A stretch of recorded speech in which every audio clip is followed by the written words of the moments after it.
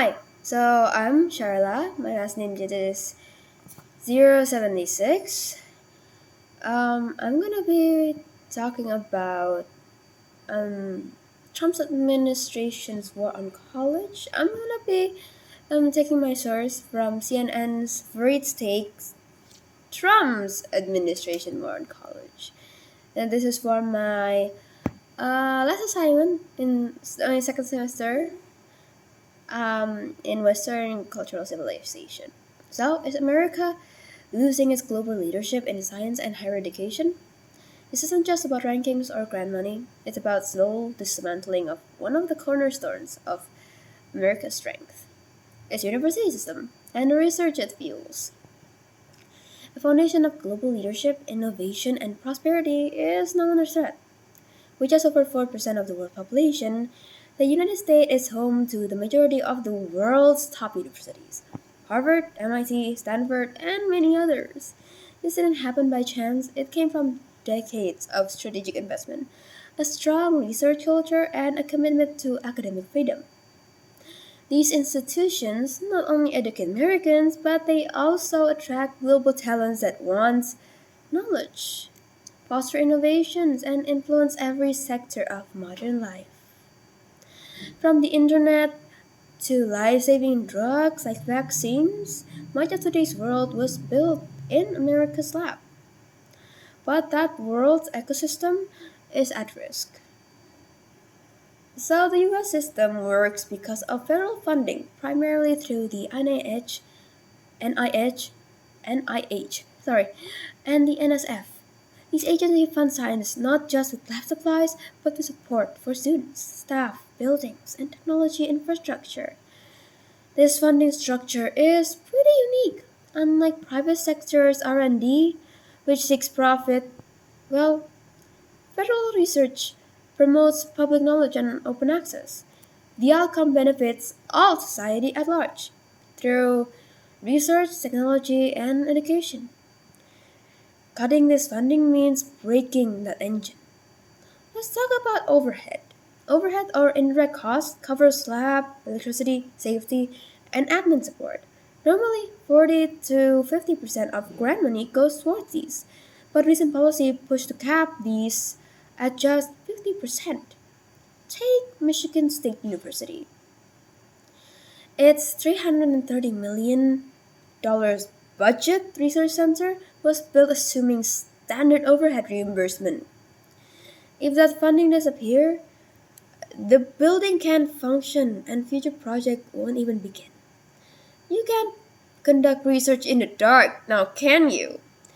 Federal dollars also support basic research that isn't immediately profitable, but lays the groundwork for future breakthroughs. Key example of that is the Human Genome Project. 13 years of public investment led to data that was made available freely. That shared knowledge is now the backbone of countless advances in medicine and biotech. Private companies would have made that data important, but federal research makes discoveries open to all. Amplifying impact and cutting basic research risks shutting down that pipeline of the next big breakthrough. Beyond the budget, there has been an ideological war on education. Political rhetoric has targeted universities for being too open minded. Programs on diversity and inclusion has been eliminated. Certain political views are sort of punished. Discussions around issues like Israel and Palestine are being shut down entirely. This is the opposite of what universities should be. Science, scholarship, and learning depends on whether or not, well, the funds are there.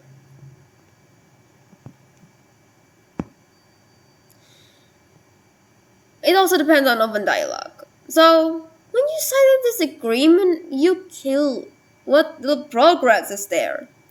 The crackdown on academic freedom reminds some people of China's own Cultural Revolution, when ideological purges decimated its universities.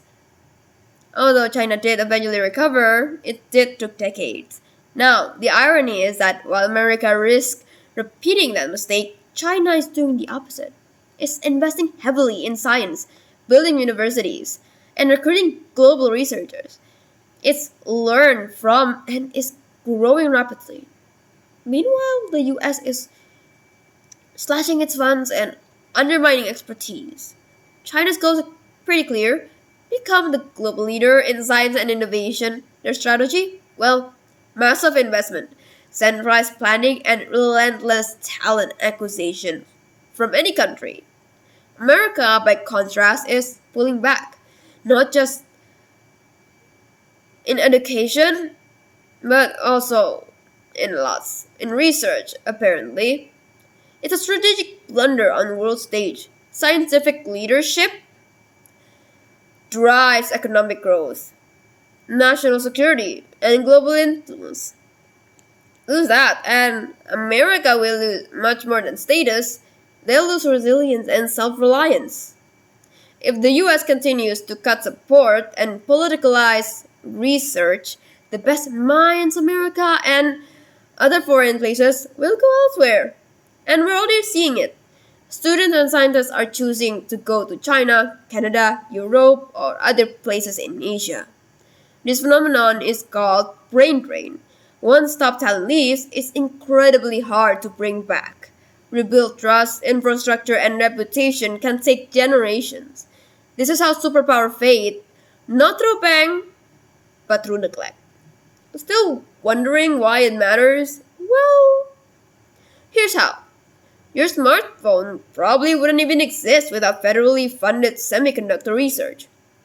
The COVID-19 vaccines came from, well, government funded studies. Even Google's algorithm started as a grant support university project.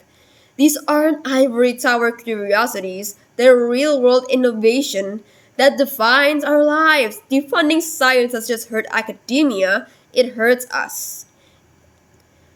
It weakens economy, it stalls medical breakthroughs, and undermines the next generation. So, what's the solution? Well, firstly, they need to restore research funding. America needs to recommit to science and make real investments. 2. Protect academic freedom. A different opinion is supposed to be allowed because in university, we're supposed to debate what's real and what's not. Intellectual conformity helps no one. Educate the public. People need to understand what research delivers, not just for jobs, but for benefits like technology and health. And the culture wars. Yes, wars are happening in the world, but universities aren't enemies and they're not political assets. They're just global assets. Look outwards, not inwards. China and other countries are investing in science, and America needs to respond, not just retreat. This is about the future. But let's be clear. America's scientific supremacy is pretty fragile. It was built with intention, like good policy, smart funding, and a belief that knowledge benefits everybody. And that system is now on shaky ground. What is at risk isn't just losing budget or labs. It's about the spirit of discovery. It's about education and want to know more that fueled progress for decades, especially in America. And once it's lost, it's pretty hard to bring back. So, that's it from me. Thank you for tuning in. I'm Sharla, signing off.